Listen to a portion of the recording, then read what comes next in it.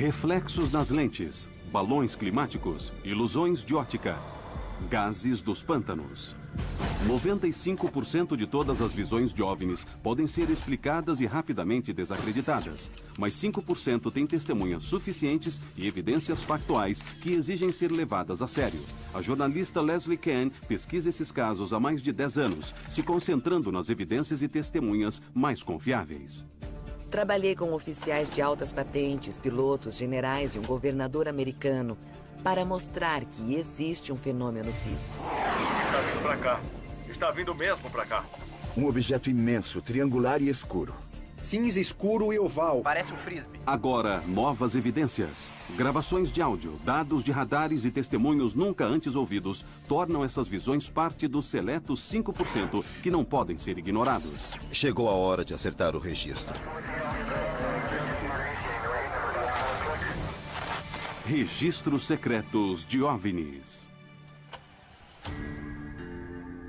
A grande maioria dos relatos de OVNIs são feitos por civis, em casos isolados, com uma ou duas testemunhas, e pode ser facilmente ignorado. Aí vem ele pelo lado. Está vindo na nossa direção. Isso é inacreditável. Mas quando ocorre uma visão em uma base militar americana nuclear armada, no auge da Guerra Fria, e ela é vista por 60 homens da Força Aérea durante 45 minutos, isso exige maior investigação. Temos, então, um oficial relatando o aparecimento de um OVNI diretamente sobre a base mais importante em toda a rede da OTAN. E não há resposta a ele. Acho isso absolutamente surpreendente. Agora, 30 anos depois, testemunhas-chave contam suas histórias impressionantes. A equipe e as testemunhas receberam ordens para tratar a investigação como super secreta. E nenhuma discussão mais foi permitida. Esse é o extraordinário incidente da floresta de Rendlesham. Suffolk, Inglaterra. Às 22h de 26 de dezembro de 1980. Eu sou o coronel Charles Holt. Em 1980, eu era subcomandante de base da Força Aérea Real em Bentwaters, Woodbridge, Inglaterra. Naquela época, Bentwaters era a maior divisão de caças táticos do mundo livre. E nossa missão, como parte importante da OTAN, era estarmos preparados para qualquer coisa. Na manhã de 26 de dezembro, eu fui coletar os registros policiais, que são a lista cronológica do que aconteceu nas últimas 24 horas. Quando eu entrei no escritório, o sargento em serviço começou a rir. Ele disse: "Coronel, não vai acreditar nisso. Ontem à noite, 3 dos nossos homens estavam na floresta caçando OVNIs. Eles disseram ter visto uma aeronave em queda. Foram até lá investigar e tiveram uma certa experiência." Eu disse: "Põe no registro que eles viram algumas luzes e, por enquanto, deixamos assim." Holt tenta ignorar a história dos OVNIs, apesar de rumores crescentes na base sobre uma nave estranha vista na floresta na noite de Natal. Mas em alguns dias, ele é forçado a agir. 2 noites depois, estávamos na festa de Natal, terminando a refeição principal e esperando a sobremesa, quando o tenente em serviço chegou ao comandante da base e disse: "Precisamos conversar. O OVNI voltou." Eu tinha certeza de que ia acabar com aquilo. Então peguei meu gravadorzinho de bolso que carregava para todo lado e um PN-27, que é um medidor Geiger, e nós fomos para a floresta. Mais tarde, em 27 de dezembro de 1980, o coronel Holt leva um grupo de 4 militares, incluindo um comandante de voo e um especialista em prevenção de desastres, para o local onde a suposta nave aterrissou 2 noites antes. Olhei e encontrei metade da nossa força de segurança lá fora. 5, 6, 7 veículos, jipes, picapes de 6 passageiros e eles tentando iluminar a floresta. E eu pensei, isso é um desastre das relações públicas prestes a acontecer. Eu mandei eles pararem e levarem o máximo possível de pessoas e de coisas de volta para a base. E com o meu gravadorzinho, eu levei uma pequena equipe para a floresta no suposto local de aterrissagem. Gravação original de Holt. Encontramos uma clareira, o que parece uma área devastada aqui. Temos leituras bastante positivas. Esse é o epicentro? É sim. Holt e sua equipe localizam 3 marcas, formando um triângulo no suposto local de aterrissagem. Que tipos de leituras conseguimos? Alguma coisa? Chegou a 7 décimos aqui. 7 décimos, bem ali no centro? Isso mesmo. As medições de radiação são 10 vezes acima do nível normal ou natural, sinalizando que definitivamente há mais no local do que Halt notou a princípio. Encontramos marcas de borracha nas árvores do local e alguns galhos quebrados no chão. Quando olhamos para cima, percebemos a copa da árvore acima de nós quebrada. Era óbvio que algo tinha subido ou descido entre as árvores. Enquanto investigamos, também ouvimos os animais do celeiro, as vacas, as galinhas, entrarem num frenesi por um curto período de tempo. Depois tudo ficou em silêncio. Alguém, de repente, percebeu um objeto vermelho brilhante longe na floresta. E eu imediatamente liguei o meu gravador. Gravação original de Halt. Você viu uma luz? Espera um pouco, devagar. Onde? Nessa direção aqui, bem em frente, entre as árvores. Lá está ela de novo. Olha, na direção da minha lanterna, aqui. Está lá. Também vi. O que é aquilo? Não sabemos, senhor. É uma luz vermelha pequena e estranha, a pouco mais de 1 quilômetro daqui. Vamos para a beira da clareira para eu dar uma olhada melhor. Enquanto Halt e sua equipe correm para se aproximar, os detalhes do objeto ficam visíveis. Era oval, laranja avermelhado e havia pedaços de metal derretido pingando dele que caíam no chão. E tinha um centro preto, era um preto sólido, e ele piscava quase como um olho. Se movia horizontalmente entre as árvores a mais ou menos 1,5 metro do chão, zigue-zagueando, subindo e descendo. Então, eles buscavam alguma coisa e definitivamente estava sob controle inteligente. A descrição de Halt se encaixa com muitas outras visões de OVNIs.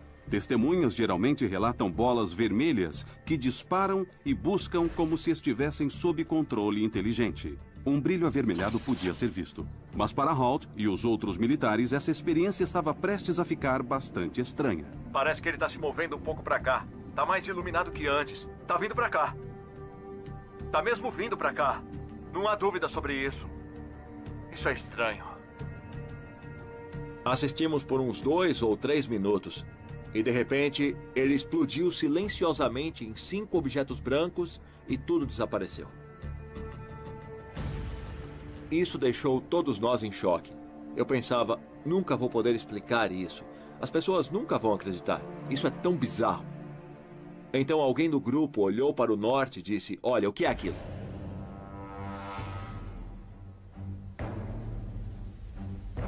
E vimos 4 ou 5 objetos elípticos, com luzes multicoloridas. Provavelmente a uns 900 a 1.200 metros de altitude. Eles se moviam em alta velocidade, com movimentos precisos e angulares. Também vi. O que é aquilo? Ouvimos muitas conversas nos rádios e tivemos dificuldade o tempo todo também. Tinha muita interferência. Alguns diziam que eles enviavam um feixe de luz para a área de armazenamento de armas. E ficamos muito nervosos com o que acontecia. Se move rápido. Esse à direita está se afastando também. E os 2 vão para o norte. Tá bom. Aí vem ele do sul. Ele vem da nossa direção. De repente, um vem por cima e para. Ele envia um feixe de luz aos nossos pés. Quando o feixe desceu, ficamos bem parados. Acho que ninguém se mexeu. Todo mundo ficou em choque. E passava pela minha cabeça, deve haver algum motivo para isso. Isso é uma comunicação? Isso é uma arma? É um aviso? O que fazemos agora? Halt e seus homens ficam petrificados com a nave acima deles. A visão é algo incomum para esses militares treinados e profissionais. Eu nunca vi nada igual. Enquanto estávamos lá, do mesmo jeito que ela apareceu, clique, ela sumiu. Fiquei pensando, não há explicação real para tudo isso. Por que eu me envolvi? Isso não vai fazer bem para minha carreira. Mais de 60 homens da Força Aérea dizem ter visto um OVNI durante as 2 noites do incidente de Rendlesham. De acordo com testemunhas, isso realmente sacudiu a base. Foi durante a Guerra Fria. Era um posto nuclear avançado. E era uma invasão. Uma questão de segurança nacional tanto para britânicos como para americanos. Como oficial no comando, Halt devia relatar o evento aos seus superiores. Então ele fez um breve memorando esperando pôr fim à questão. Devido à localização da base na Inglaterra, o memorando é direcionado ao ministro da Defesa britânico, que rapidamente conclui que o evento não tem significado para a defesa e encerra o caso. E ele continuaria assim por mais de uma década. Meu nome é Nick Pope. Eu trabalhei para o ministro da Defesa por 21 anos. E no início da década de 90, eu analisei o projeto OVNI. Meu trabalho era investigar as visões e determinar se havia alguma evidência de ameaça em potencial ao Reino Unido. Em 1994, Nick Pope inicia uma revisão do caso encerrado do incidente da floresta de Rendlesham. Uma coisa que me chamou a atenção foi a aparente falta de qualquer resposta formal ao relatório do Coronel Halt. Era um dos oficiais de maior patente dando seu relato, fazendo um relatório sobre a aterrissagem de um OVNI na proximidade de duas das bases mais importantes em toda a rede da OTAN. E não há uma resposta a ele. Acho isso absolutamente impressionante. Pope começa um estudo exaustivo de 3 anos, revelando vários erros na investigação, incluindo uma confusão sobre a jurisdição. O incidente da floresta de Rendlesham envolvia as bases gêmeas Bentwaters e Woodbridge. Claro que eram bases da Força Aérea dos Estados Unidos, mas em solo britânico. Então, houve uma confusão total sobre quem seria o responsável.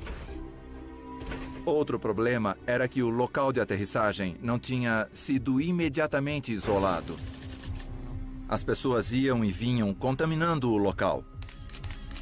Ele devia ter sido revistado com um detector de metais, amostras do solo deviam ter sido tiradas, e isso não aconteceu. Anos depois dessa revisão, Pope descobre uma das falhas mais críticas da investigação original. Eu observava a questão se o OVNI teria sido ou não rastreado no radar. Uma das testemunhas disse que, por um instante, surgiu um alvo não identificado sobrevoando as bases por umas 2 ou 3 passagens do radar. E depois ele desapareceu. Mas quando os americanos fizeram o relato ao Reino Unido, a data estava errada. Então, claro que o ministro da Defesa olhou a noite errada. E quando percebemos o erro, a fita do radar tinha sido destruída. Investigação, confusão sobre a jurisdição. Para mim, a investigação original estava irremediavelmente errada.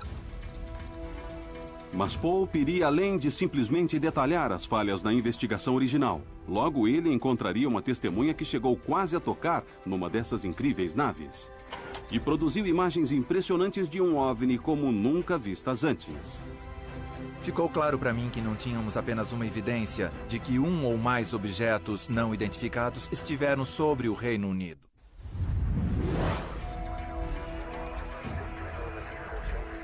Logo depois do Natal de 1980, mais de 60 homens da Força Aérea testemunham o que descrevem como várias naves desconhecidas sobre as bases gêmeas da OTAN de Bentwaters e Woodbridge, na Inglaterra.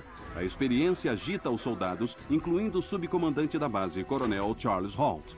Eu pensava, nunca vou poder explicar isso.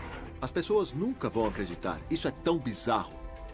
A aparição nunca foi oficialmente explicada, deixando que as testemunhas questionassem o que viram até quase uma década depois, quando Nick Pope, um funcionário do Ministério da Defesa britânico encarregado das investigações do OVNI, inicia a revisão do caso da visão agora notória.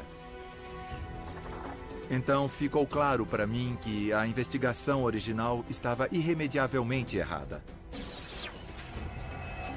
Incomodado com as falhas, Pope aprofunda a investigação.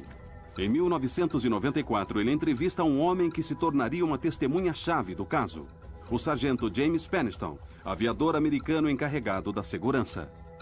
2 dias antes da visão do Coronel Halt, o sargento Peniston também tinha visto um OVNI. Ele e 2 outros aviadores tinham se aproximado desse objeto. E ele se aproximou o suficiente para fazer desenhos espetaculares.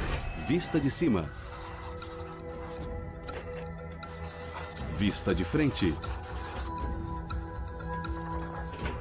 Vista lateral. Peniston chegou muito perto. viu a forma triangular. E é interessante perceber as marcas que foram encontradas no local de aterrissagem na forma de um triângulo. E altas leituras de radiação que foram registradas naquelas 3 marcas. Significativamente mais altas que a radiação natural média. Quando nós 3 nos aproximamos da nave, começamos a ter dificuldades com o rádio. O ar ao nosso redor ficou carregado eletricamente e sentíamos isso nas roupas, na pele e no cabelo. Nada no meu treinamento me preparou para o que eu vivenciei. O sargento Peniston observou a nave por quase 45 minutos. As informações mais intrigantes são os estranhos símbolos que vemos ao lado, que ele disse lembrarem um pouco os hieróglifos egípcios. Ele desenhou isso em seu caderno.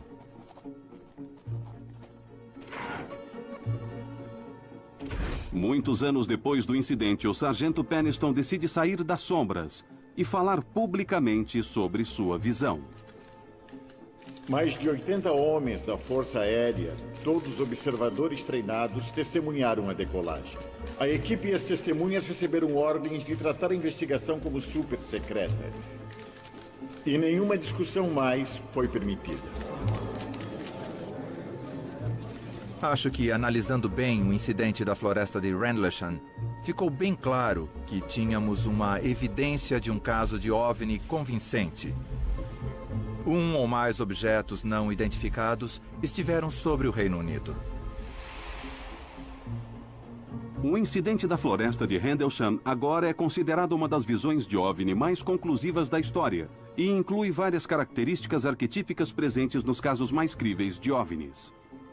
Naves triangulares e achatadas que se movem silenciosamente e aceleram instantaneamente a velocidades irreconhecíveis. Vista de frente. É um marco com o qual todos os outros casos de OVNI são comparados. E quando você junta todos os casos que envolvem militares de alto nível, oficiais do governo, pilotos, casos que foram oficialmente investigados, você tem um grupo de evidências que simplesmente não pode ser ignorado. Tem uma coisa muito estranha. Mas o que acontece quando uma cidade inteira testemunha um OVNI que dizem ter o tamanho de 2 ou 3 campos de futebol? Tinha a forma de um bumerangue. Um objeto grande e preto vindo em nossa direção. Achei que eu fosse desmaiar porque fiquei fascinado olhando aquela coisa. Eu acho que ele tinha 1,5 km. Em 1997, milhares de pessoas em Phoenix, no Arizona, testemunharam uma nave enorme. Essas luzes pertencem a visitantes do espaço? Foi passado na televisão. Então, as pessoas saíam de suas casas e olhavam para o céu.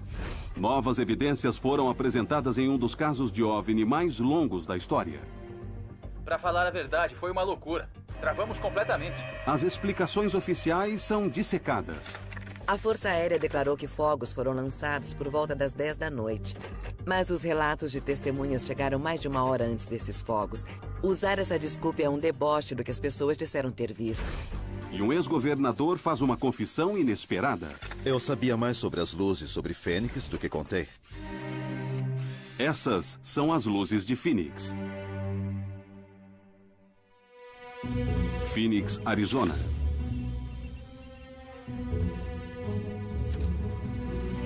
Eu sou Fife Symington, ex-governador do Arizona. Na primavera de 1997, ocorreu um evento muito incomum enquanto eu era governador. Acho que as pessoas se referem a ele como as luzes de Fênix. Era uma noite de quinta-feira, 13 de março de 1997, 8h30 da noite. Minha filha Mônica veio correndo para dizer que tinha uma coisa passando por cima da montanha Camelback. Aí as 4 crianças levantaram, correram lá fora e eu também fui. Eu olhei para o norte e minha mulher e eu vimos 3 luzes brancas em formação triangular vindo em nossa direção. Eram 5 luzes grandes na frente, na forma de um bumerangue. Era uma nave sólida, silenciosa, muito baixa na terra. Mas o que chamava a atenção era o tamanho. Extremamente grande. Extremamente maciça. Nós nem temos shopping centers daquele tamanho. Ficamos e observamos flutuar diretamente sobre nossa casa. E ficou provavelmente de 5 a 6 minutos bem à nossa vista. Minha esposa e eu ficamos nos olhando. Eu olhei bem nos olhos dela e disse: acabamos de ver nosso primeiro OVNI. Essas luzes pertencem a visitantes do espaço? Centenas de pessoas no vale acham que é uma possibilidade. O que foi descrito como um bumerangue gigante iluminado pairou no ar. Nenhuma explicação oficial sobre essas estranhas luzes. Naquela noite foi transmitido pelo rádio e pela televisão. Então as pessoas saíam das suas casas, olhavam para cima. E aquilo foi visto por milhares de moradores em todo o vale. Foram enxurradas de telefonemas para o Palácio do Governo e para o Departamento de Segurança Pública. As pessoas queriam respostas. Então, claro que eu fiz minhas perguntas imediatamente ao chefe da Guarda Nacional. E mandei membros da minha equipe ligarem para a base da Força Aérea de Luke para descobrir se estavam voando com alguma nave exótica por cima do vale. E não obtive resposta. Todo mundo ficou, oh meu Deus. Não sabemos o que é isso. Algo de estranho aconteceu nos céus sobre o Arizona, que ainda não foi totalmente explicado. É o que os entusiastas dos OVNIs chamam de uma grande visão. Pilotos dizem ter visto no ar, mas os radares militares não captaram nada. Seja o que for, muita gente em Phoenix olhou para os céus esta noite. Nas semanas seguintes ao incidente, mais de 700 testemunhas deram relatos às autoridades locais e ao Centro Nacional de Relato de OVNIs, uma organização privada em Seattle, Washington. Essas testemunhas incluem pilotos, policiais e militares de carreira. Apesar de descrições diferentes sobre a nave, várias características se encaixam. Era um objeto sólido e maciço, não apenas luzes, na forma de um delta ou de um triângulo. E não fazia barulho enquanto se movia por cima do vale. Mais importante, ele foi visto de vários pontos por testemunhas em todo o distrito, num total de 106 minutos. Estávamos literalmente deitados na grama, olhando para cima. Era um objeto sólido, bem sólido. Uma coisa que não dá para explicar. De verdade. Foi um grande evento visto por milhares de pessoas no estado do Arizona. E elas esperavam uma resposta real do governo. Você pode imaginar a histeria crescente em nossa comunidade. Pelo que tinha acontecido e pelo que iríamos fazer a respeito. Eu vou ordenar uma investigação completa desses fatos. Vamos fazer todas as investigações necessárias. Vamos até o fim e vamos descobrir se realmente foi um OVNI. Eu estava sondando, tentando ter respostas, mas nos canais oficiais, todos negavam ter visto, o que me deixou perplexo. E a vereadora Barwood assumiu a liderança. Ela ligou para o senador John McCain. E o senador foi a primeira pessoa a tirar alguma coisa da Força Aérea. Guarda Nacional do Arizona, em Phoenix. A Força Aérea diz ao senador McCain que as luzes foram fogos de alta intensidade estourados pela Guarda Nacional entre 9h30 e 10 da noite. Mas, já que as visões começaram às 8h15 da noite, mais de uma hora antes dos fogos serem emitidos, e numa parte diferente da cidade de onde o OVNI foi visto, isso não explica o que muitas testemunhas viram. Eles foram emitidos em torno das 10 da noite. Eles estavam no sudoeste de Phoenix. Eles nem estavam na cidade, nem no distrito. O que minha esposa e eu vimos aconteceu às 8h30. Parece que esse grande objeto surgiu às 8h30. As autoridades decidiram que era melhor fazer alguma coisa para acobertar, então fizeram um show de fogos às 10. O que confunde é que as luzes que foram mostradas na TV naquela noite eram mesmo os fogos. Essas luzes pertencem a visitantes do espaço. O vídeo do noticiário foi feito por volta das 10, quando os fogos foram lançados. Aqueles estranhos pontos de luz. Mas isso não explica o que todas as testemunhas viram. Os fogos foram lançados mais de 2 horas depois das visões terem começado. Foram 2 eventos separados. Fogos de magnésio. Espalhando mais dúvidas sobre a explicação da Força Aérea, há o registro nunca antes ouvido de um telefonema feito por um aviador na base da Força Aérea de Luke para o Centro Nacional de Relatos de OVNIs na manhã de 14 de março. Parece que recebemos um chamado do aeroporto de Prescott Valley. Um pequeno aeroporto aqui ao norte, dizendo que um objeto quase bateu num Cessna. A chamada foi feita às 8h32. Encontraram algo sobre Phoenix, Arizona, numa área da 7ª Avenida com a estrada Indian School. Eles não sabem o que era. De acordo com o aviador, a base da Força Aérea de Luke enviou 2 F-15 para investigar o incidente logo depois das 8h30 da noite. Ele falou com um dos pilotos de F-15 depois de seu retorno, descrevendo-o como visivelmente trêmulo. Eu nunca tinha visto o piloto desse voo ter medo. Ele estava apavorado, ele não sabia o que era. Sua declaração foi de que eles seguiram essa nave. Ela seguiu numa linha reta em direção ao aeroporto de Sky Harbor, que é um dos nossos principais aeroportos, em aproximadamente 5.500 metros, descendo a 3.500. Ele viu luzes diferentes em um padrão triangular. As primeiras 3 luzes estavam numa formação triangular e depois a outra luz estava a uns 400 metros, também do lado leste do triângulo. Isso apavorou ele. Depois que aterrissaram nas bases, nós travamos completamente. Tudo enlouqueceu e o lugar foi fechado. Apesar do testemunho chocante, a Força Aérea nega categoricamente o encontro. Mas, como no caso Rendlesham, tentativas oficiais de negar a visão não têm sucesso. Era uma história que não terminava. E o governador sabia que teria que falar disso. O governador Fife Symington está determinado a descobrir o que eram aquelas luzes. Logo, as luzes de Phoenix ganhariam projeção nacional e o governador Symington faz sua confissão assustadora. Eu sabia mais sobre as luzes de Fênix do que contei. E agora tragam o acusado à sala para que possamos ver quem é o culpado. Chegou a hora de acertar o registro. Luzes amarelas. Quando você é servidor público, tem que tomar muito cuidado ao lidar com assuntos sensíveis e incendiários como visões de OVNIs.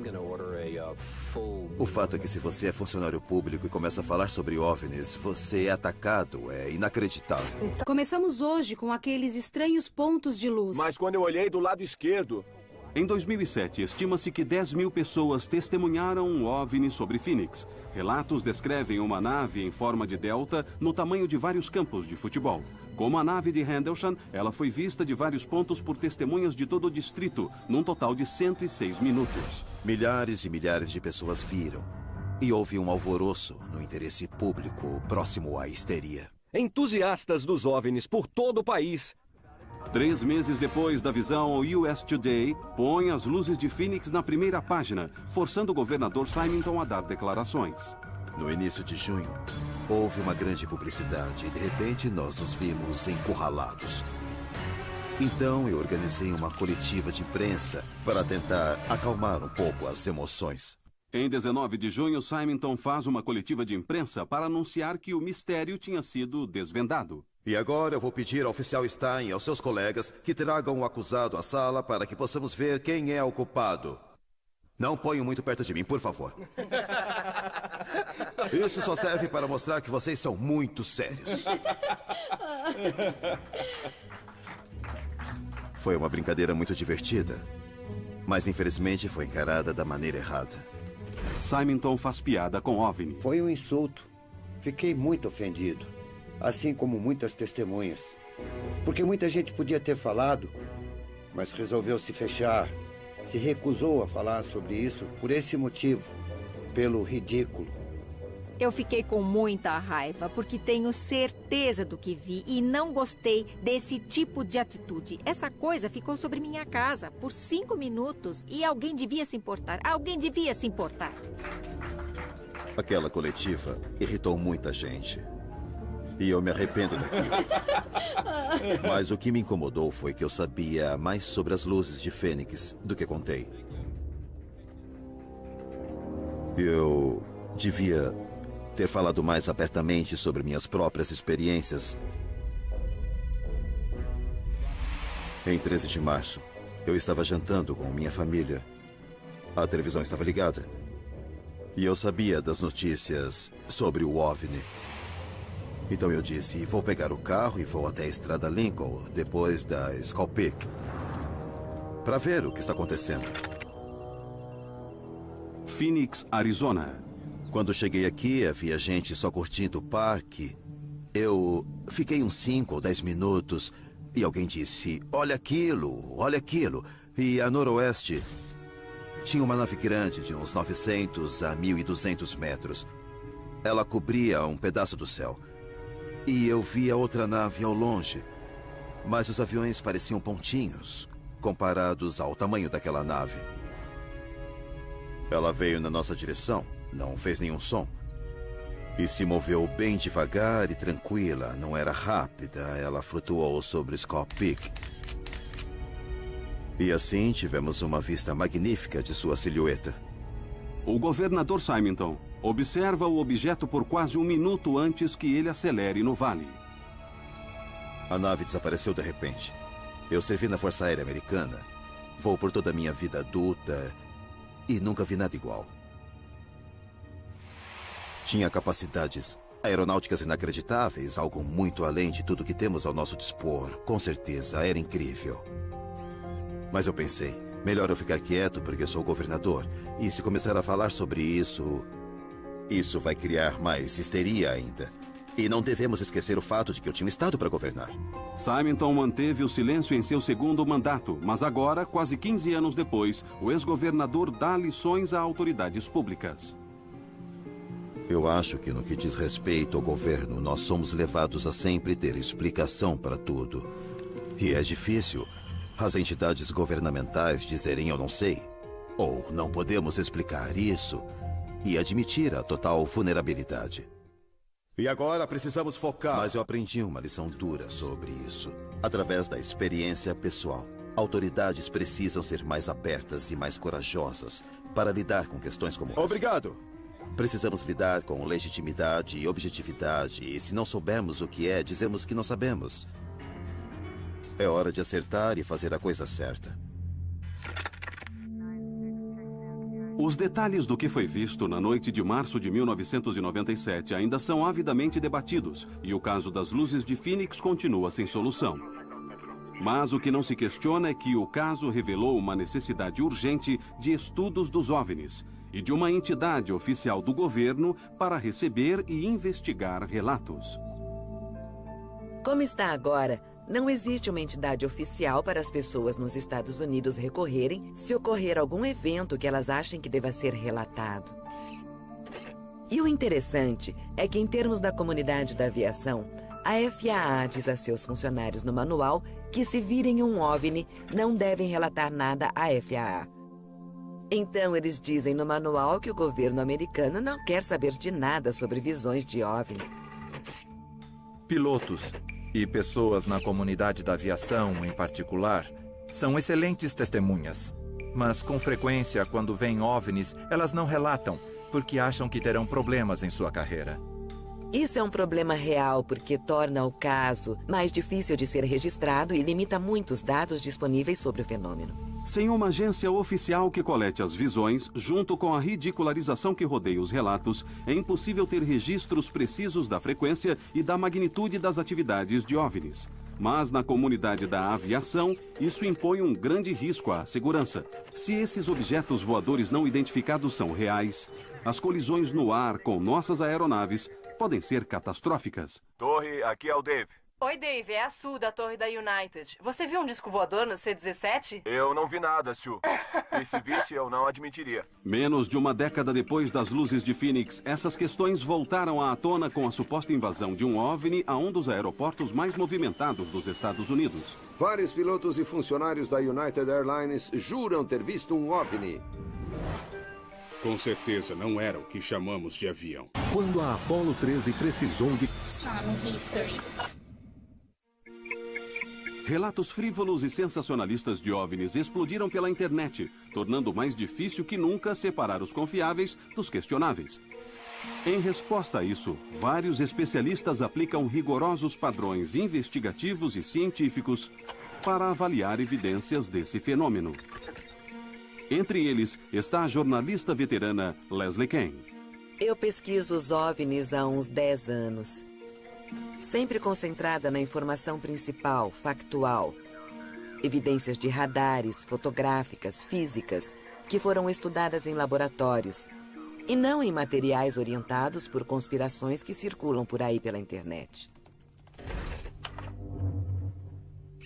Em janeiro de 2007, me chamou a atenção uma história incrível que saiu na primeira página do Chicago Tribune. Vários funcionários da United Airlines viram um objeto em forma de disco. Ele parecia um disco metálico flutuando por sobre o terminal da United Airlines, especificamente sobre o portão C-17. E era a hora do rush, uma tarde movimentada por volta das 4h30. Ele foi visto por muitas pessoas em terra. Foi visto por pilotos, tripulantes, gerentes, por pessoas que manobravam aviões por perto. Ele foi estimado em 20 a 27 metros. Dizem que ele sobrevoou o portão C-17 por uns 5 minutos. Depois, a coisa, de repente, disparou pelas nuvens acima e abriu um buraco nelas, bem exato, como um cortador de biscoitos. As testemunhas, profissionais da aviação treinados, ficaram confusos com o que viram. Eu estava em O'Hare havia algum tempo. E vou te falar, com certeza não era o que chamamos de avião. O caso O'Hare se une à montanha crescente de dados de OVNIs com características comuns a visões anteriores. Era um objeto em forma de disco que flutuava em silêncio e acelerou instantaneamente em velocidades irreconhecíveis. Mas a parte mais crítica da evidência ainda seria revelada. Torre, aqui é o Dave. Oi, Dave, é a Sue da Torre da United. Oi, Sue. Você viu um disco voador no C-17? Ah, não começa com isso, Sue. Vários meses depois do incidente, Ken obtém uma cópia das fitas da torre de controle, que incluem uma gravação nunca antes ouvida de um supervisor da United Airlines ligando para relatar a visão. Tudo bem, desculpe. O que eu posso fazer por você? Ah, desculpe. Houve um... Eu disse ao Dave que havia um disco voando por cima do Charlie 17 e ele achou que eu estava drogada. Mas eu não me droguei e também não bebi. Sei. Uma pessoa tirou uma foto dele, se vocês virem lá fora. Tipo um frisbee? É como um OVNI. Tá. Ah, tá bom. Tá bom? Tudo bem, eu vou ficar de olho. Tá, tchau. Tudo bem. Essa é uma evidência muito importante. Ela mostra que havia algo lá. Isso foi relatado à torre, mas foi tratado como uma piada. E eu acho que isso é devido, ao menos em parte, à política da FAA de desencorajar relatos de OVNIs. Apesar de ser espaço aéreo restrito, um aeroporto movimentado no meio da hora do rush e ninguém soubesse o que aquela coisa poderia fazer, isso era um perigo grave. Então a FAA inicialmente não disse nada, mas quando essas fitas foram liberadas, eles tinham que dizer alguma coisa. Sob pressão pública, a FAA libera uma explicação superficial 2 meses depois da visão. A primeira coisa que a FAA disse às pessoas foi que isso seria algum tipo de reflexo de luz das nuvens acima. Disseram que as luzes do aeroporto podiam fazer coisas estranhas nas nuvens. Mas o problema é que as luzes do aeroporto não tinham nem sido acesas ainda. A segunda explicação que a FAA deu foi que seria um fenômeno climático, provavelmente o que se chama de buraco nas nuvens. Esse buraco nas nuvens é um fenômeno natural, causado por cristais de gelo caindo de uma nuvem de cima em um banco de nuvens abaixo, fazendo um furo na nuvem. O problema é que você tem que ter temperaturas baixíssimas para que isso ocorra. Sabemos que estava quente em O'Hare naquele dia. As temperaturas não estavam congelantes no nível das nuvens. Então, existe uma impossibilidade física absoluta daquele evento ter sido causado por um buraco nas nuvens. Por fim, o caso O'Hare e a resposta da FAA a ele são típicos de como o governo americano lida com as visões de OVNIs. Primeiro, eles evitam ter que falar sobre isso. Mas se ficar impossível, as autoridades lançam qualquer explicação que acharem melhor, sendo ela plausível ou não. E isso é um problema. Isso aconteceu várias vezes durante décadas. É um procedimento padrão para casos como estes. Descrição do incidente.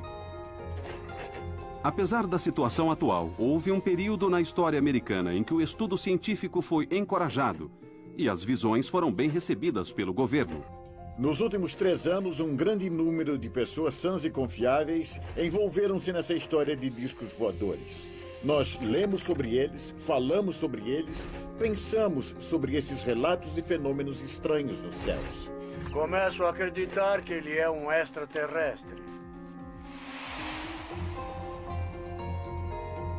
Nos anos 50 e 60, várias visões foram relatadas. Havia muita cobertura da mídia e as autoridades não sabiam o que estava acontecendo.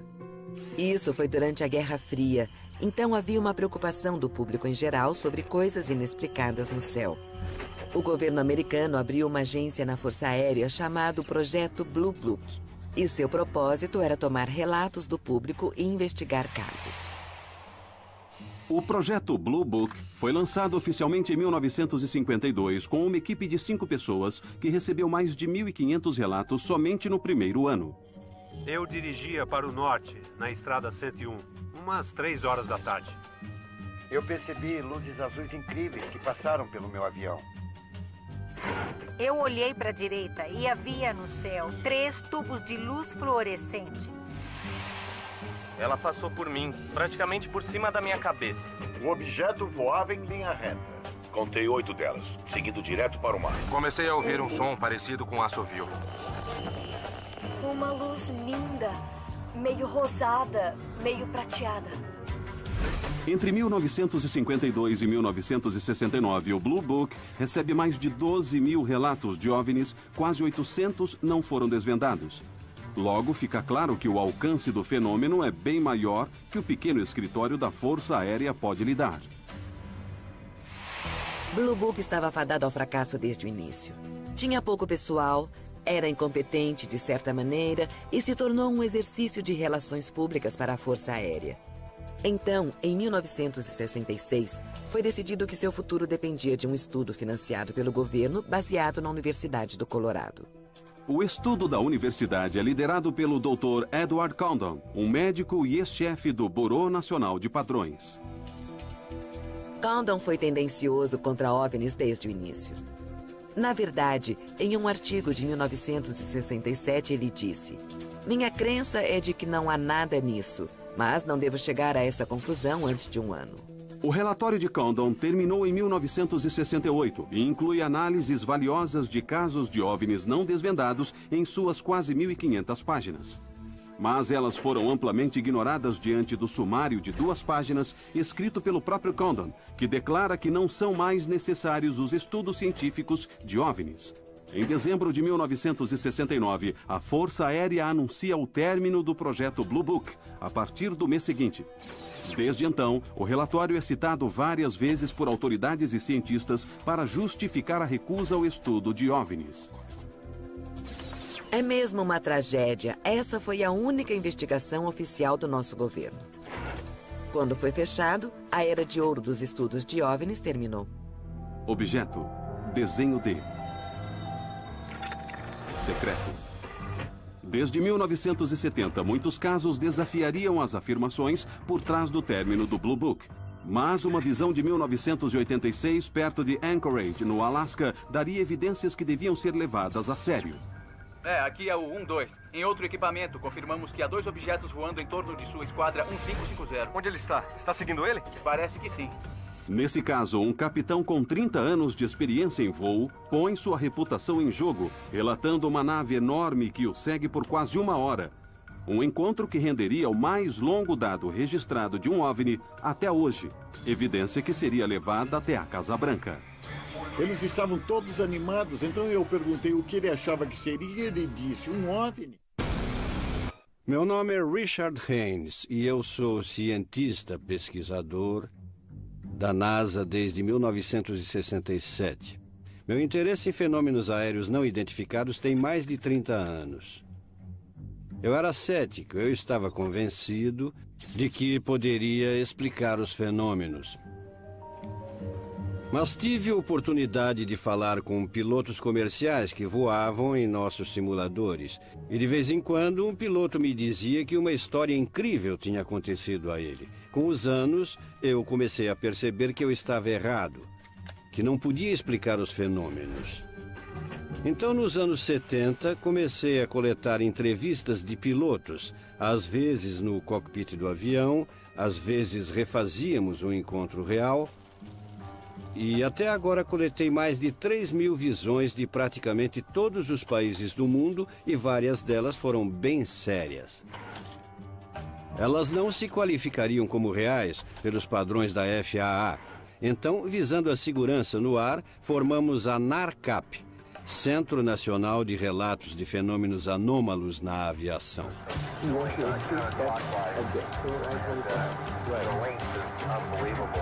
A NARCAP é um centro de relatos para pilotos e controladores de tráfego aéreo que queriam dar relatórios de suas visões de maneira totalmente confidencial. Isso é muito importante porque vários pilotos temem por suas carreiras. Eles acreditam que serão ridicularizados.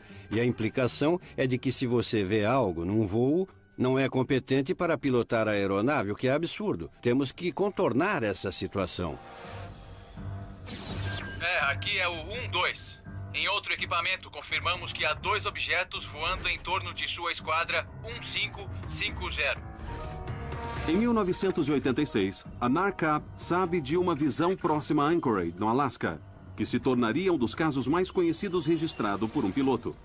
Um investigador importante nesse caso foi o ex-chefe de divisão da FAA, John Callahan. Eu era o gerente da divisão de investigação e avaliação de acidentes da FAA. A regra era, caso algo acontecesse, quer fosse uma notícia ou um acidente, tínhamos que saber antes que a poeira baixasse. Num dia de janeiro de 87, eu recebi uma chamada da região do Alasca. Parecia que um OVNI tinha perseguido um 747 japonês pelos céus por 31 minutos. E a mídia descobriu isso e agora queria mais informações. Eles não sabiam o que dizer. Então eu mandei dizer que estava sob investigação. Mandei que reunissem todos os dados, as fitas de áudio, as fitas de computador, as fitas militares e que enviassem tudo pelo voo noturno para o centro técnico da FAA em Atlantic City. Callahan reúne uma equipe de analistas da FAA que sincroniza o radar com a transmissão do rádio do piloto. O resultado é registrado nesse vídeo por Callahan e se torna pista essencial para se desvendar o caso.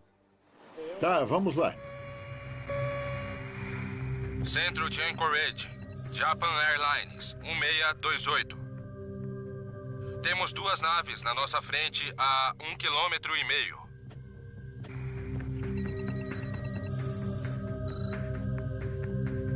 O capitão Kenjo Teruchi, um capitão da Japan Airlines, pilotando um 747 de carga de Paris para Tóquio, achou ter visto um teste militar de algum tipo mais avançado. Quando ele olhou o radar, viu um alvo enorme, 12 ou 14 ou 16 quilômetros à sua frente. E a primeira coisa que ele fez foi chamar a FAA para saber se eles tinham algum tráfego junto dele. Japan Airlines 1628. Senhor, pode identificar o tipo de aeronave? Será que pode me dizer se é militar ou civil? Japan Airlines 1628. Não podemos identificar o tipo, mas vemos as luzes de navegação e luzes estroboscópicas. Olha lá, tá vendo? Vendo aquela evidência única em radar, a equipe de Callahan confirmou um alvo não identificado, perto do avião de Terauchi. Mas é essa entrevista nunca ouvida antes feita pelo Dr. Haynes ao piloto japonês que ilustra os detalhes extraordinários da nave. O que ele contou era impressionante. Era um objeto imenso, algo maior que sua aeronave. Grande, forma de uma noz, do tamanho de 3 ou 4 porta-aviões. Tinha luzes vindo dele e uma nave pequena ia e vinha da nave grande. Quanto tempo levou para sair da posição da frente? Foi extremamente rápido. Eu estava olhando para elas, mas meus olhos não seguiam o movimento. O capitão Teruchi não escondeu seu medo. Ele disse que estava com medo. Ele e seu copiloto estavam esperando uma colisão e se seguraram. Foi sério desse jeito.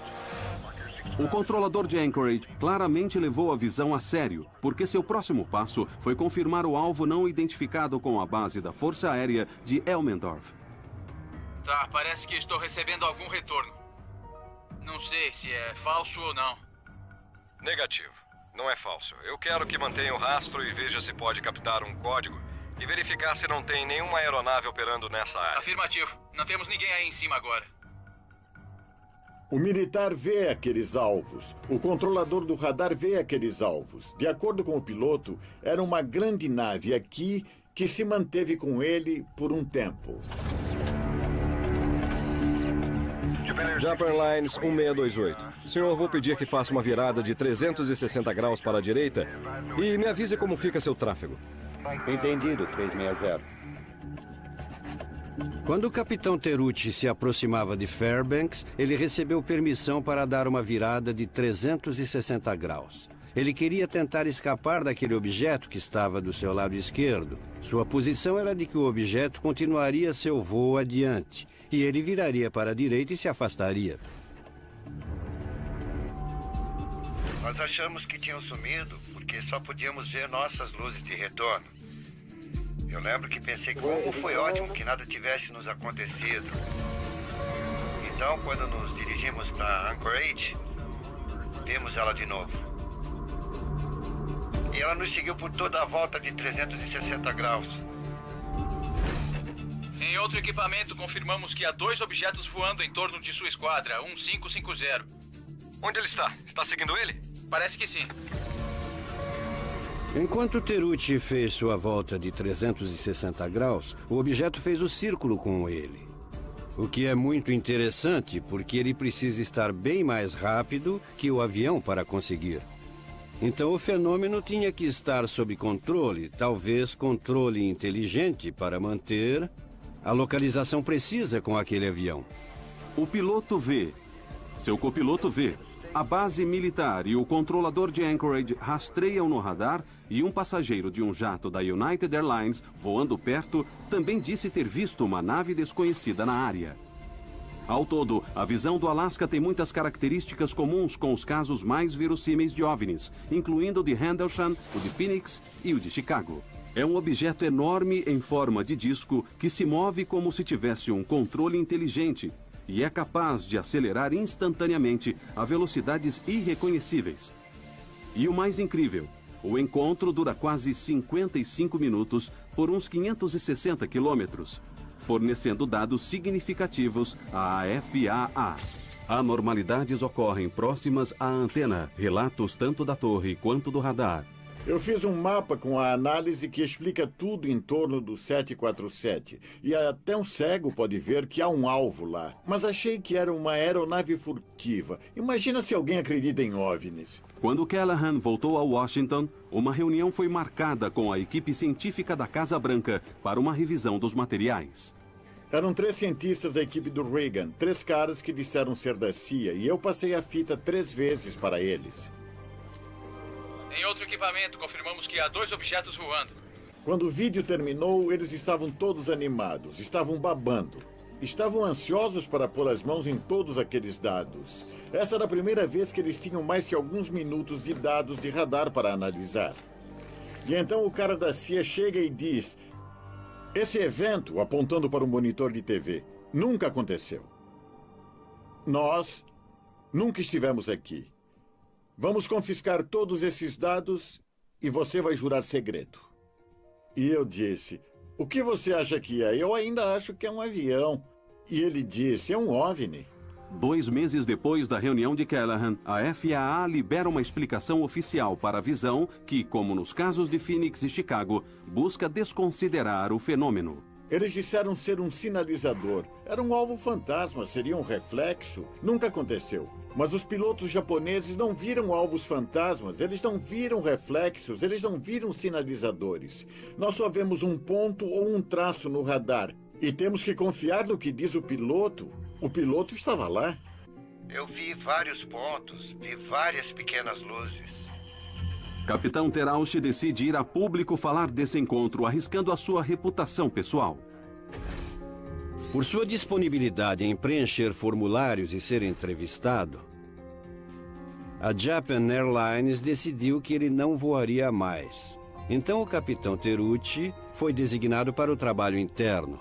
Esse caso ilustra o que está em jogo. Até o governo americano mudar sua política sobre as visões de OVNIs, as testemunhas sempre terão medo de mostrar evidências críticas e importantes.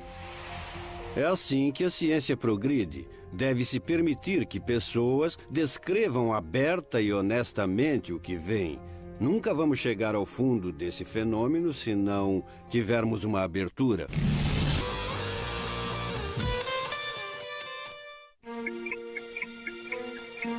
Hoje em dia, se você vai a sites como o YouTube, você vê vários tipos de vídeos de OVNIs. E há uma grande quantidade de vídeos falsos. Fotos que foram modificadas por vários programas de computadores. E é quase impossível você reconhecer alguma coisa entre tudo aquilo. As únicas imagens que são importantes são as que foram profundamente analisadas e examinadas para que saibamos que são genuinamente objetos voadores não identificados. Um dos vídeos de OVNI mais vistos na web, com mais de 17 milhões de visualizações no YouTube, é esse, que dizem ter sido feito no Haiti em 2007. Junto com outras imagens recentes online, ele intrigou os observadores de OVNIs. Mas com os avanços nos softwares de efeitos especiais, ficou cada vez mais difícil distinguirmos entre as imagens reais e falsas, tornando os especialistas em efeitos especiais uma voz valorosa sobre o assunto.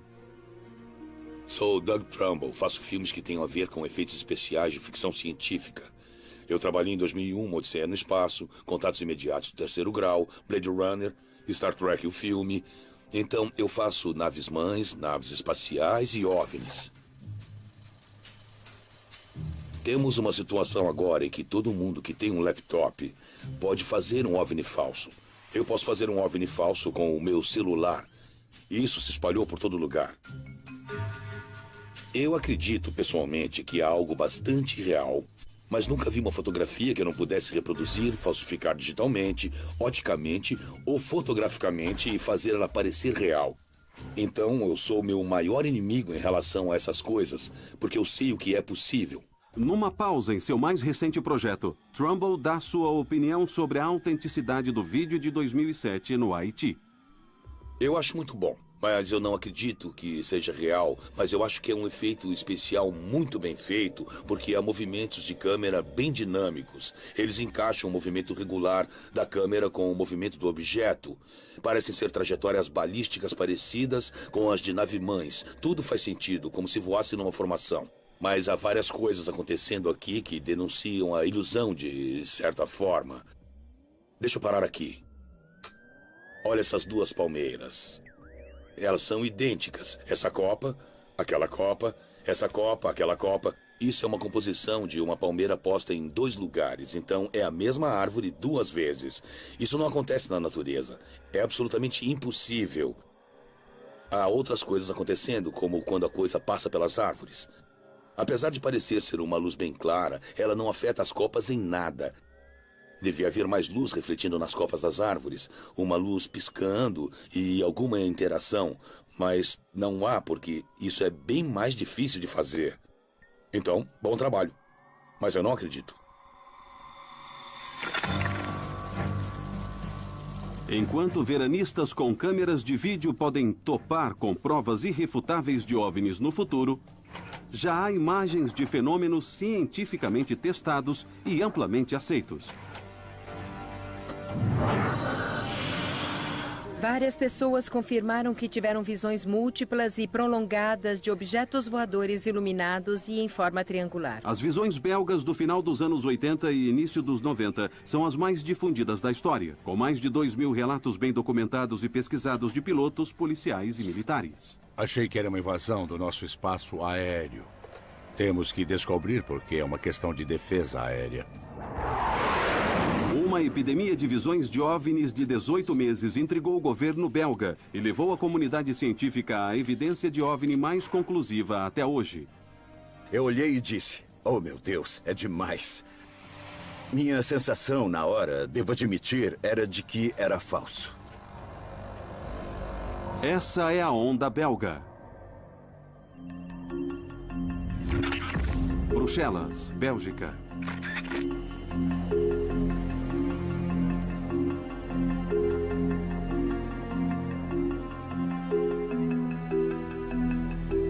Meu nome é Patrick Ferrin e eu fui um dos fundadores da SOBEPS, que é uma associação sem fins lucrativos dedicada ao estudo de fenômenos aeroespaciais. Em 1989, a situação era bem tranquila aqui na Bélgica em relação a OVNIs. Tanto que decidimos fechar a associação porque não havia mais nenhuma visão. E, de repente, coisas estranhas começaram a acontecer na área de Eupen. E esse foi, historicamente, o início da onda belga de OVNIs. 17 horas de 29 de novembro de 1989.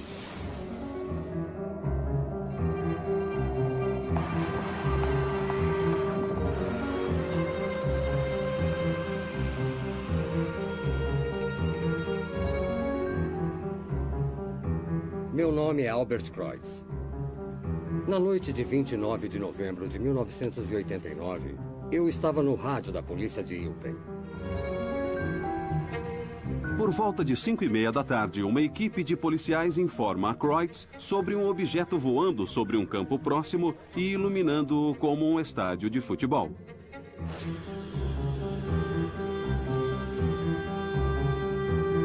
Eu brinquei com eles, já que era final de novembro, de que era Papai Noel chegando.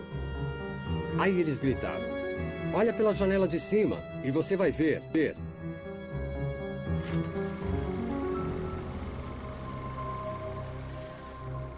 Eu fui à janela e vi um objeto de uns 200, 300 metros na minha frente.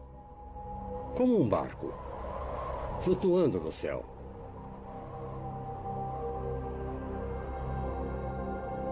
Era magnífico de ver.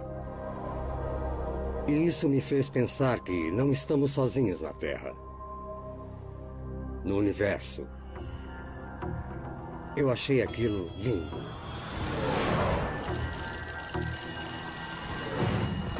Imediatamente a polícia recebe várias chamadas de cidadãos preocupados. Tem 2 objetos voando no céu. Então ele ordena que policiais em locais próximos sigam o objeto. Sigam, fiquem embaixo dele. Um deles era Dieter Plummans, inspetor-chefe da polícia de Kelmis. Plummans estava em ronda com seu parceiro, pegando traficantes perto da fronteira com a Holanda, quando recebeu uma chamada. Quando ouvimos a chamada pelo rádio, estávamos nessa direção. Vimos uma luz ou um tipo de objeto por cima da torre em Henri Chapelle.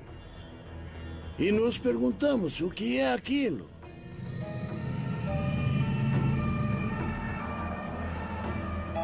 Eu disse a eles que perseguissem o objeto e observassem. Eles o seguiram até Henri Chapelle, onde o objeto ficou sem se mexer por cima do asilo de Belém. Acho que é o local exato onde paramos naquela hora. Vimos um objeto imenso por cima de nós, com luzes redondas nos 3 cantos.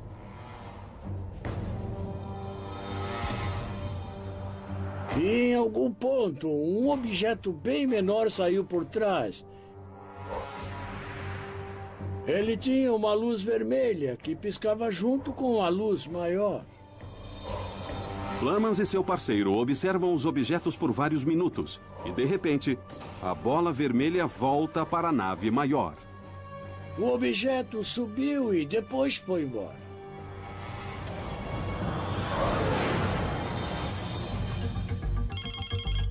As histórias de Kreutz e Plummans estão entre muitas que começaram a surgir naquela noite. Ao todo, 13 policiais deram relatos de uma nave triangular não identificada, vista em 8 locais diferentes em Eupen. Meu marido viu uma coisa incrível ontem. Mais 60 relatos de civis foram dados naquela noite, produzindo uma massa concentrada de visões que logo chamaria a atenção da mídia internacional e obrigaria o governo belga a responder. Foi uma noite histórica, porque as visões eram parecidas. Mas a grande surpresa é que isso foi só o início. Quando a Apollo 13 OVNI, epidemia que toma a Bélgica. Várias pessoas confirmaram que tiveram visões múltiplas e prolongadas de objetos voadores iluminados e em forma triangular. Eles viram um estranho fenômeno no céu, um OVNI. Essas aparições... No dia seguinte, ao 29 de novembro, houve uma ampla cobertura da mídia. Infelizmente, não foi possível uma maior interação. Estava na TV, no jornal, para todo lado. E imediatamente nós pegamos nosso carro e fomos a Eupen entrevistar as pessoas que viram. Gravações de vozes reais. Meu marido viu uma coisa incrível ontem. Ele viu um objeto imenso, com raios de luz que o seguiu por vários minutos até em casa. Ele não quis avisar porque teve medo de ser ridicularizado, mas acho que é importante avisar vocês. Nós coletamos 150 visões diferentes da mesma área, descrevendo quase a mesma coisa. Gravações de vozes reais. Era na forma de um triângulo. Um triângulo enorme. Tudo bem. Um objeto imenso, triangular e escuro. Cada canto tinha uma enorme luz branca. Elas eram como as luzes de aterrissagem de um avião, mais fortes, mais potentes. E no meio do triângulo havia uma luz vermelha piscando. O que é muito interessante é que não se falava em um objeto triangular naquela época, em 1989. Naquela época, em ufologia, as pessoas falavam sobre discos voadores que eram redondos, essas coisas, mas não em um objeto de forma triangular e escuro. Isso era bastante novo. Muitos relatos de OVNIs perto da fronteira belga. As visões belgas de 29 de novembro chamaram a atenção internacional, exigindo uma resposta imediata do governo. Um homem é indicado para comandar o inquérito do governo, o general Wilfred de Brouwer, chefe de operações da Força Aérea Belga. Em 1989, eu era encarregado da proteção do espaço aéreo do país quando um total de 143 visões foram relatadas na área de Eupen. Quando recebe-se tantos relatos em nível militar, muitos oficiais rejeitam porque isso não está em seus termos de referência. É frustrante. É frustrante ter que declarar que você não sabe o que está acontecendo. Então, quando chegou ao meu escritório, eu quis reagir da mesma maneira, mas achei que fosse uma invasão do nosso espaço aéreo. Somos o país sede da OTAN. Temos que descobrir por que é uma questão de defesa aérea. O primeiro ato de de Brouwer foi contactar a embaixada americana para descobrir se algum avião furtivo tinha tomado a área sem aviso.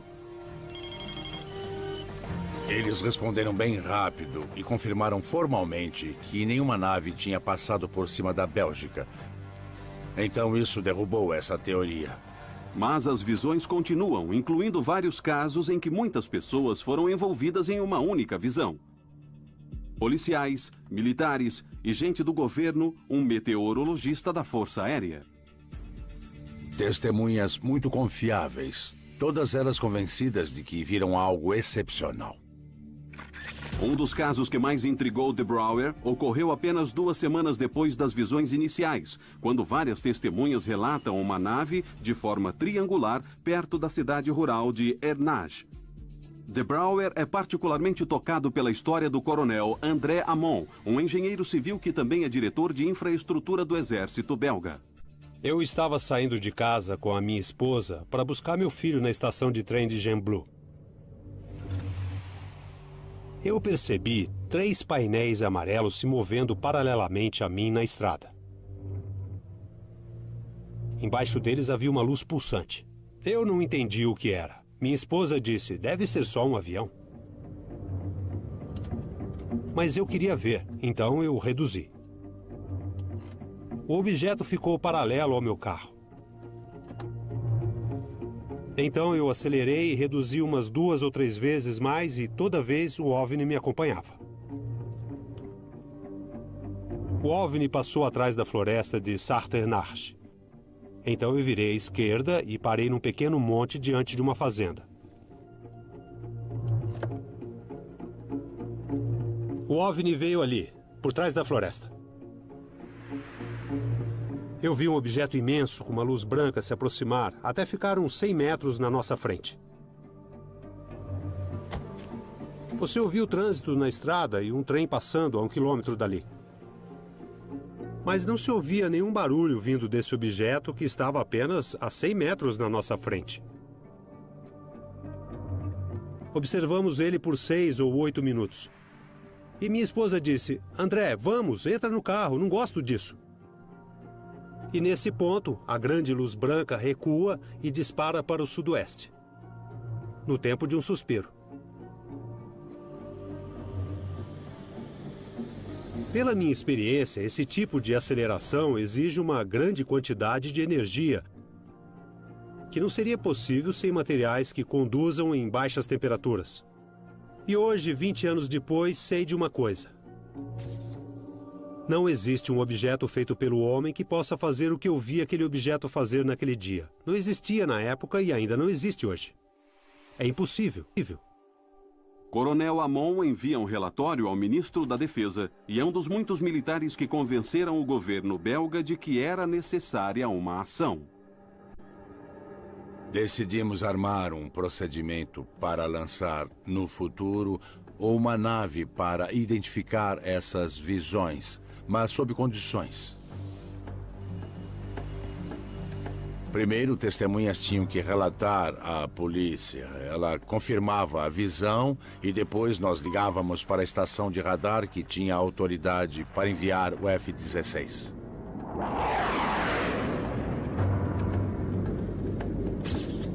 Eu sou Yves Milbergs. Em 1990, eu pilotei um F-16 no Esquadrão 350 na Bélgica. Bom, nós soubemos da onda de OVNIs, particularmente nas regiões de Liege e de Eupen. 1h de 30 de março de 1990. Na noite de 30 de março de 1990, a unidade de Milbergs é informada de visões de OVNIs em torno da cidade de Leuven.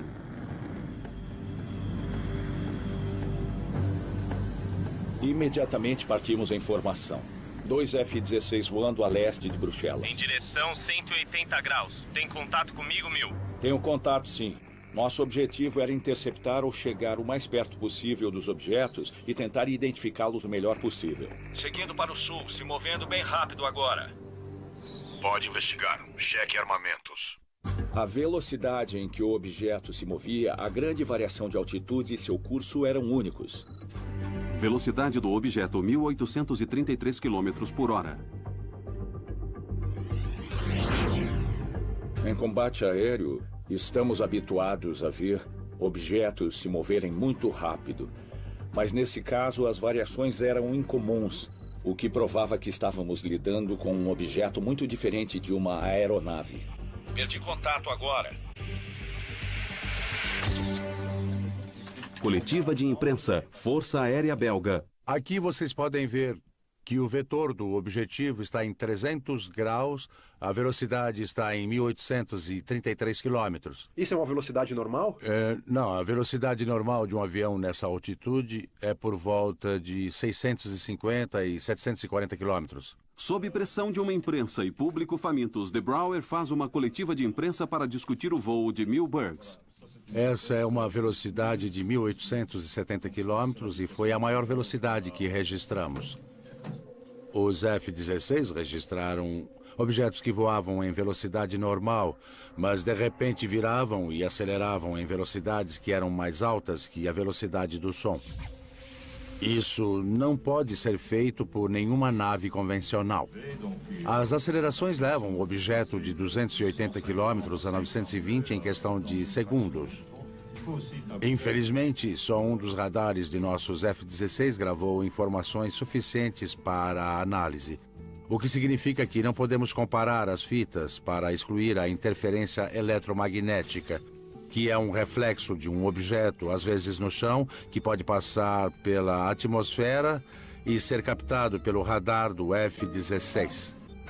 Então, não temos 100% de certeza de que era realmente um objeto. Devido à falha no segundo radar, autoridades do governo não podem conferir o que contam os pilotos, mas Milbergs continua convencido. Eu acredito pessoalmente que havia um objeto naquela localidade naquele dia. Temos testemunhas em terra, estações de radar e aviões. 3 fontes diferentes vendo o mesmo objeto, ao mesmo tempo, no mesmo lugar. Havia alguma coisa no ar naquela noite.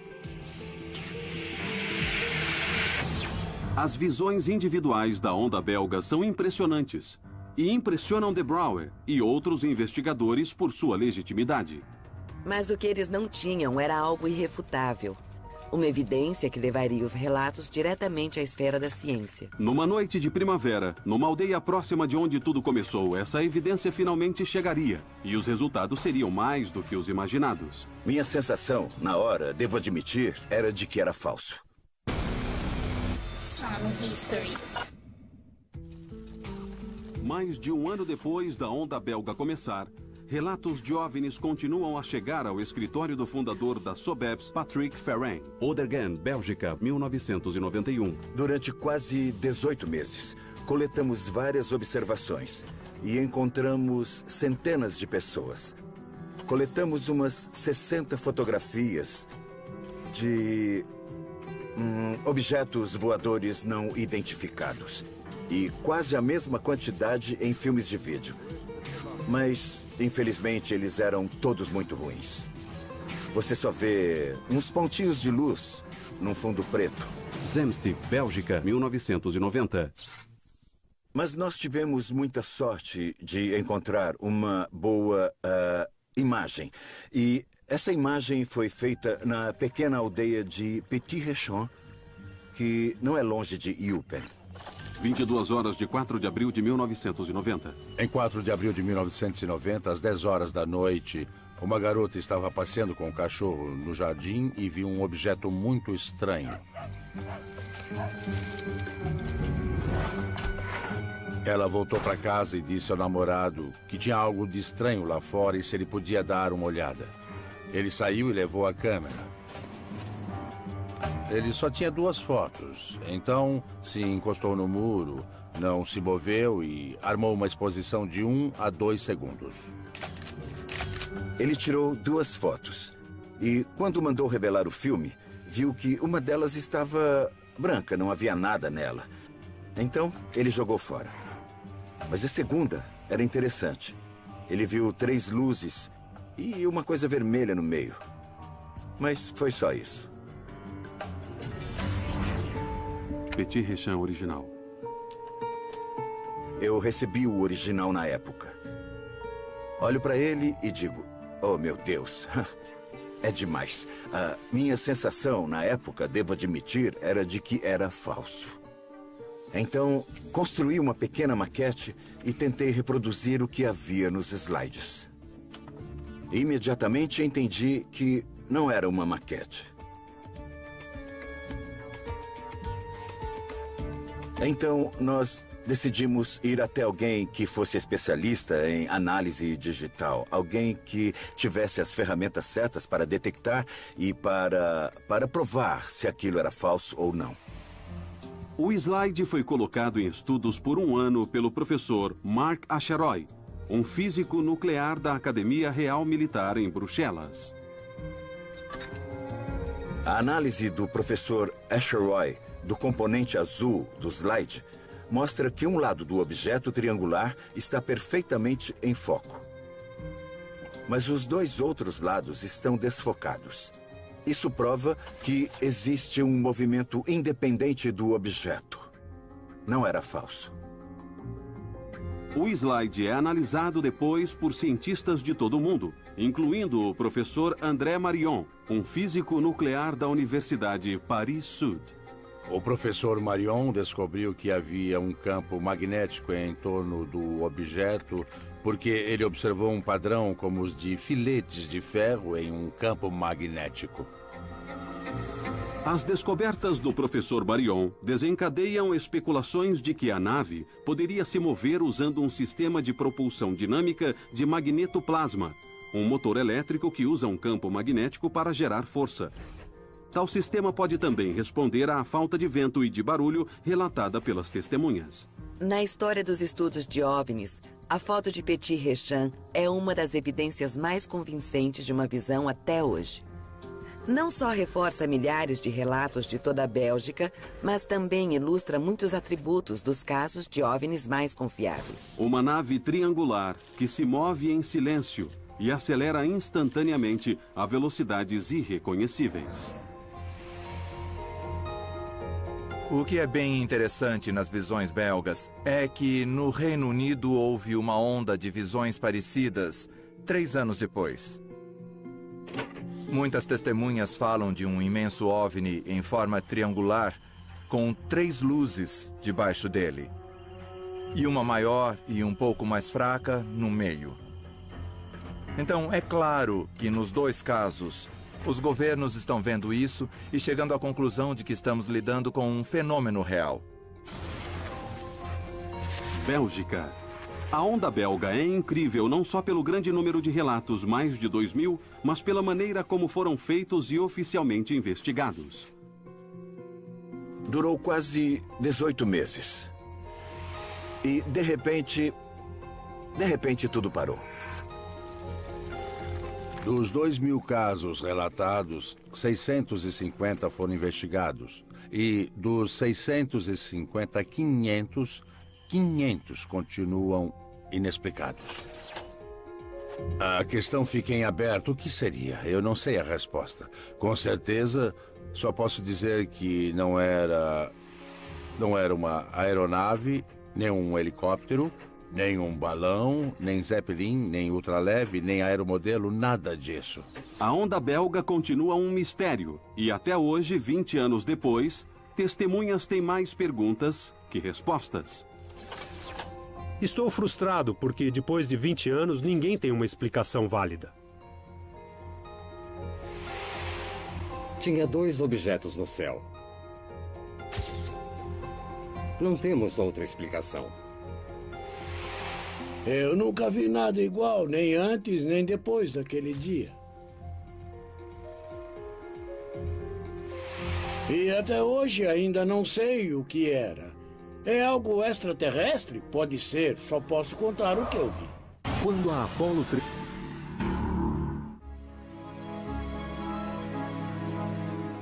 Para milhares de testemunhas da onda belga e muitas outras que documentaram encontros em bases militares, grandes aeroportos ou em céus sobre grandes cidades, só há uma conclusão.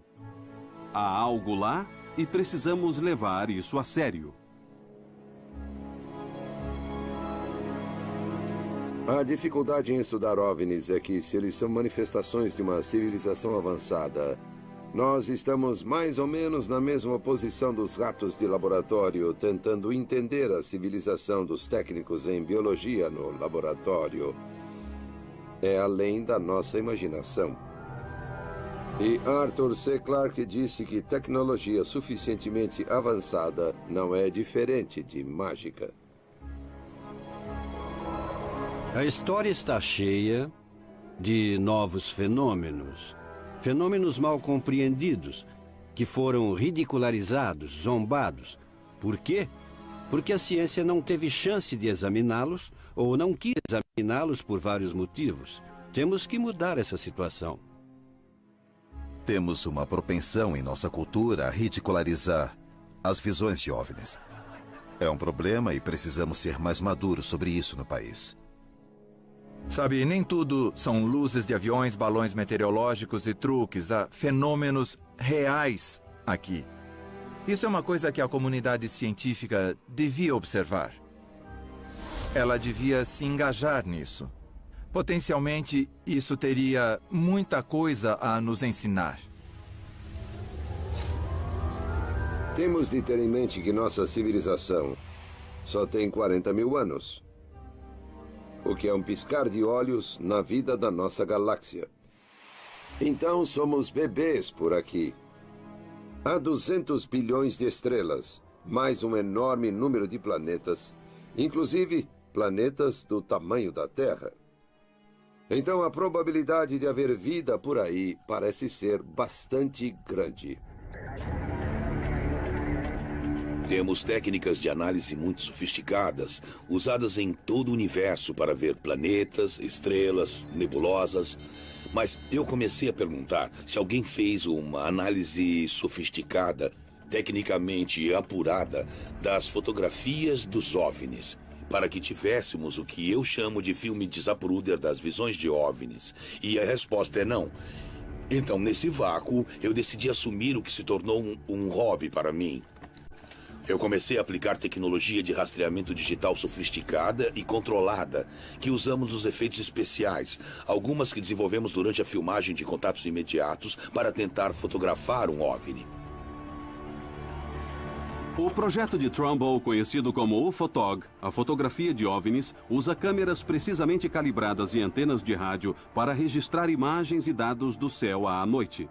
Observando simultaneamente a mesma área de vários pontos de vista, o equipamento de Trumbull pode apontar a velocidade, a trajetória e a altitude de qualquer objeto registrado.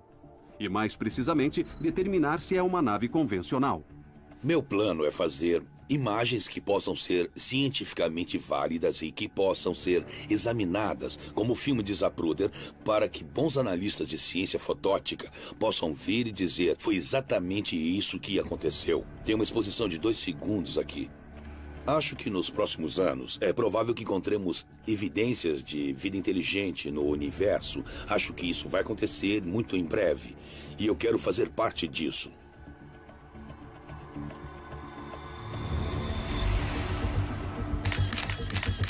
É uma época bem animadora para se estar envolvida na pesquisa de OVNIs. Há maior chance de capturarmos dados mais exatos. Mas também temos que ter extremo cuidado, mantendo os padrões bem altos.